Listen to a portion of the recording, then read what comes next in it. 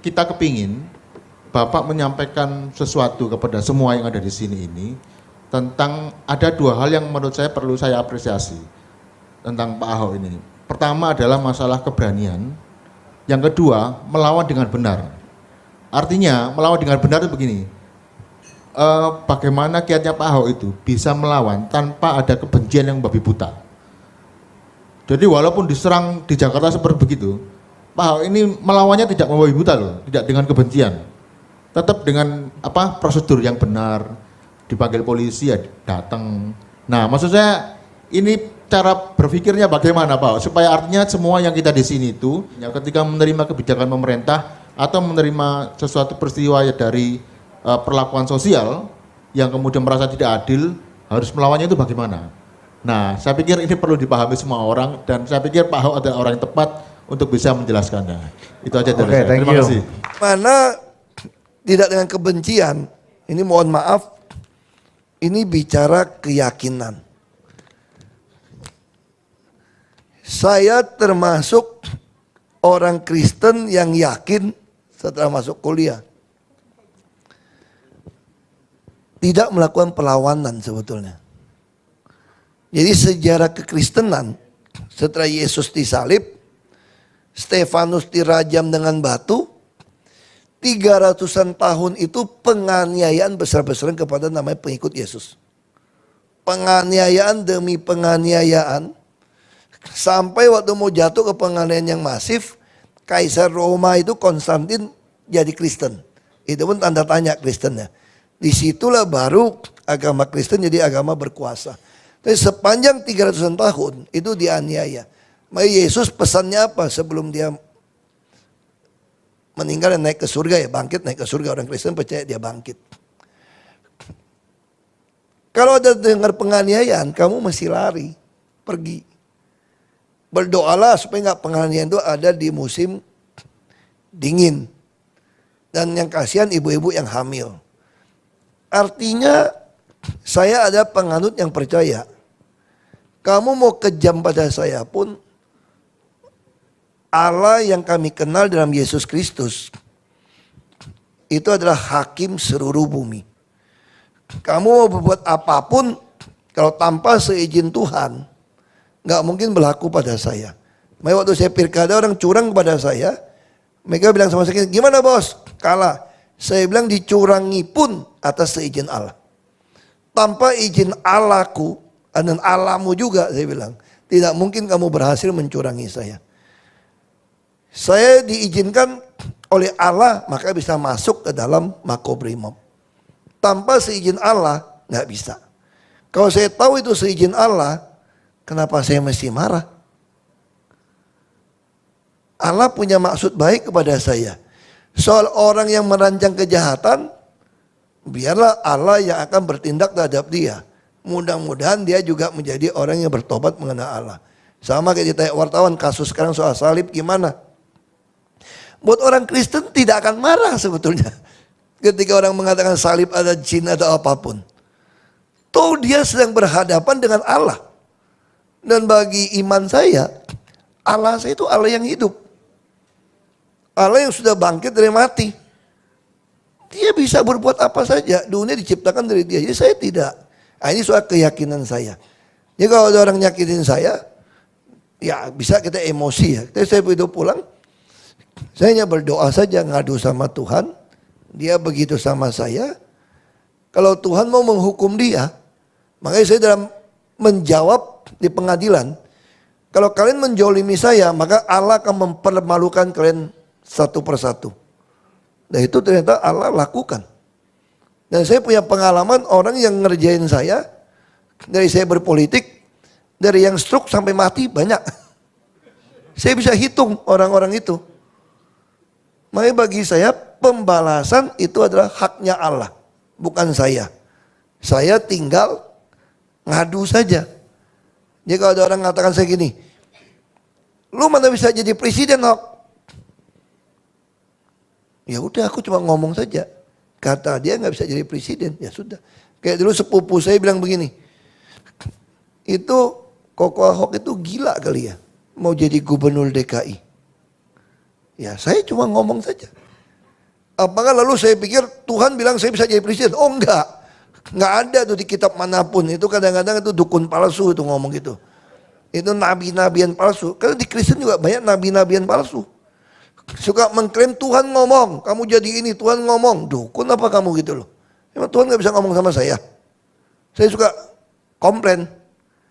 Tuhan ngomong. Enggak. Tuhan tidak pernah ngomong sama saya bisa jadi presiden di Republik ini.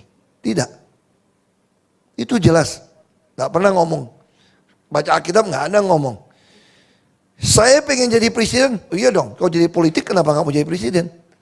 Bisa jadi gak? Gak tahu. Gak tahu. Makin orang nekan saya. Makin mau potong saya. Supaya gak jadi presiden. Saya makin mau jadi presiden.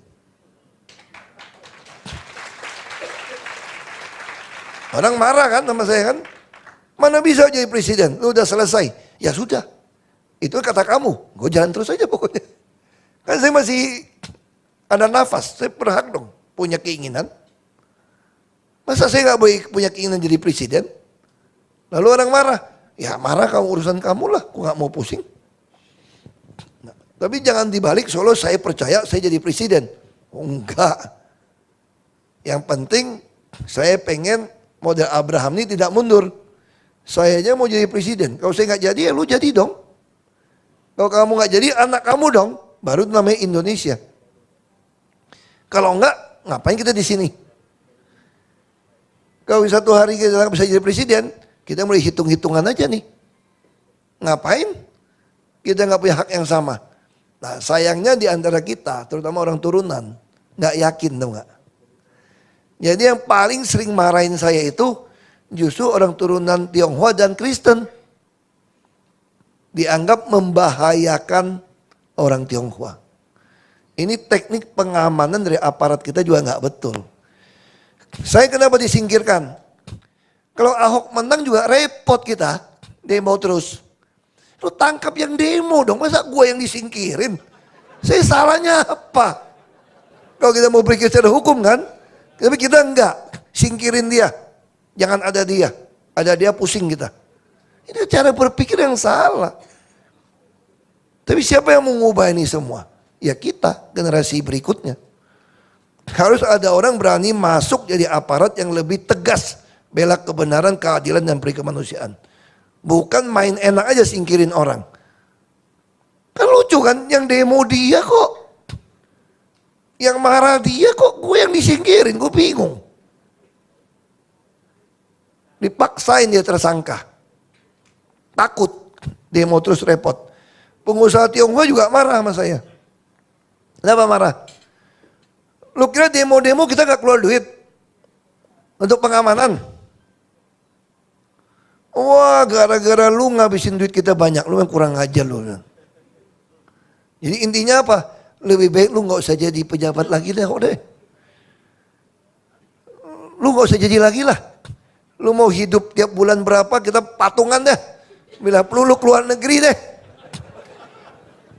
Pokoknya jangan gara-gara lu bikin kacau nih. Ini kok kita datang ke satu daerah, orang mulai mikir nih. Ini Ahok mau ngapain lagi nih? Mau jadi wali kota Surabaya. Wah pada takut lagi, bikin kacau lagi nih.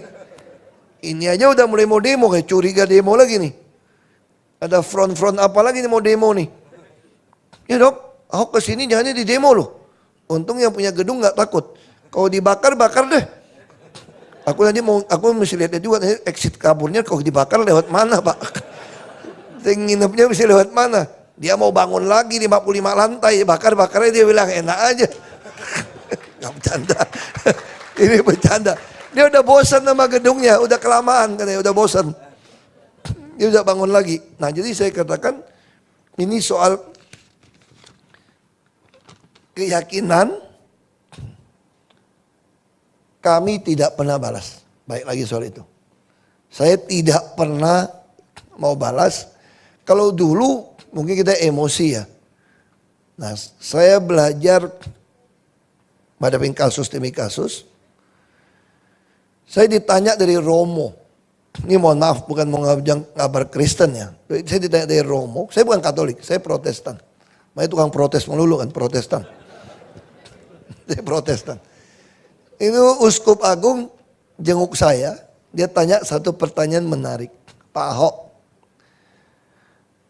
Ahok kan orangnya emosional.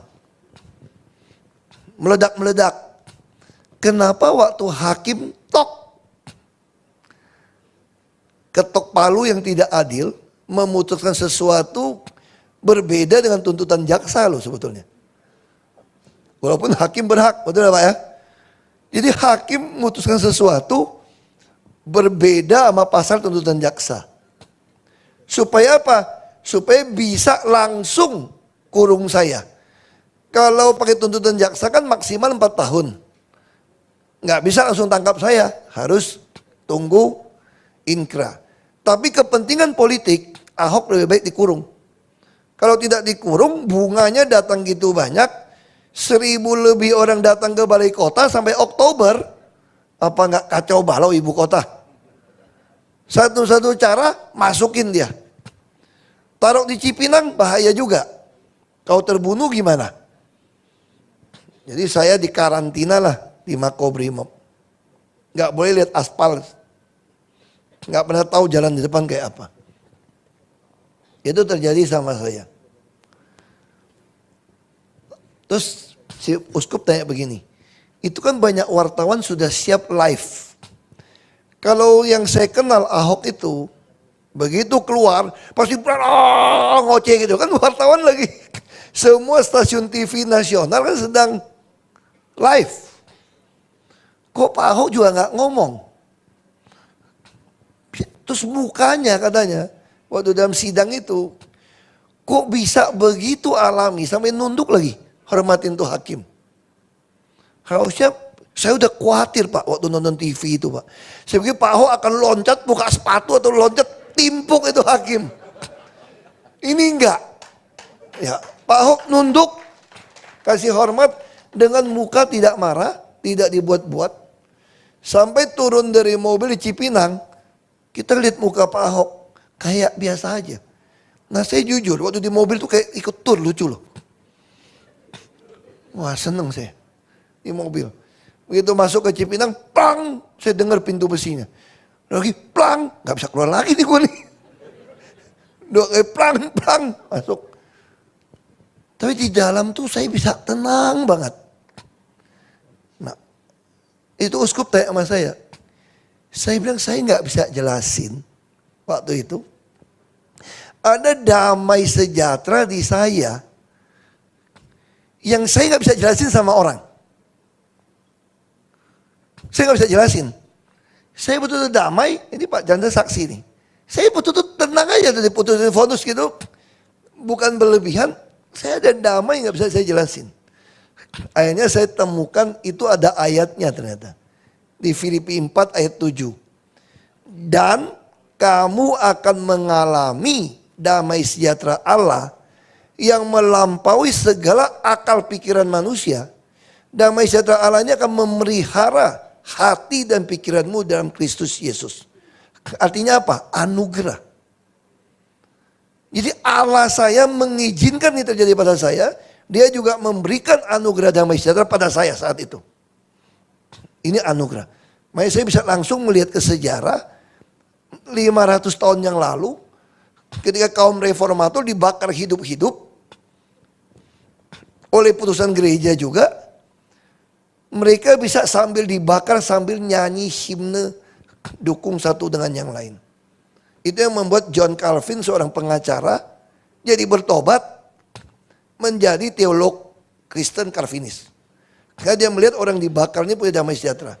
Lalu kita masuk ke dalam Alkitab, saya cerita sama uskup itu. Ketika Stefanus ditimpuk, mau mati, dia nggak marah, dia malah berdiri. Minta Tuhan terima rohnya dia. Kalau kita balik ke Yesus sendiri, orang Kristen percaya Yesus itu adalah 100% manusia, 100% Allah. Jadi firman Tuhan jadi manusia itu Yesus. Maka ketika Yesus disalib, roh Allah meninggalkan dia. Harusnya secara psikologi dia teriak. Makanya dia teriak, Allah, Allah, mengapa kau tinggalkan aku? Secara psikologi Yesus harusnya maki-maki orang, teriak-teriak. Tapi dia gitu tenang.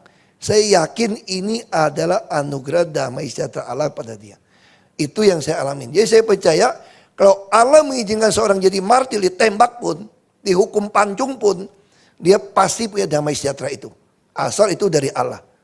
Dan dia tahu Allah nggak pernah salah. Ini anugerah. Lalu yang kedua saya bilang, ini memang usaha kita. Usaha kita ada di mana? Ini Kolose 3 ayat 15. Kalau usaha itu begini mulainya. Hendaklah, kembali kita mesti lakukan nih. Hendaklah damai sejahtera Kristus memerintah hatimu. Sebagaimana kamu dipanggil menjadi satu tubuh dan bersyukurlah. Ini kita lakukan. Makanya saya minta damai sejahtera Kristus yang mati di kayu salib, yang dihina orang ada jin itu, memerintah hati saya. Dan saya penuh ucapan syukur. Makanya saya jujur lebih sehat sekarang daripada sebelum masuk. Badan saya lebih berisi sekarang daripada dulu. Kenapa? Kita sehari bisa push up 200 kali sama polisi iseng. Sekarang aja udah malas. Di dalam tahanan tuh sehari 24 jam push up 200 kali. Itu langsung gede tuh. Badan kita langsung gede semua. Jadi saya bilang itu yang saya alamin. Dia kalau Bapak tanya, kenapa bisa, cara gimana? Saya bilang ini anugerah dan usaha. Saya percaya ketika Allah mengizinkan sesuatu terjadi dan kita bisa bersyukur menerima itu, tahu ini adalah kehendak Allah, pasti kita akan dapatkan.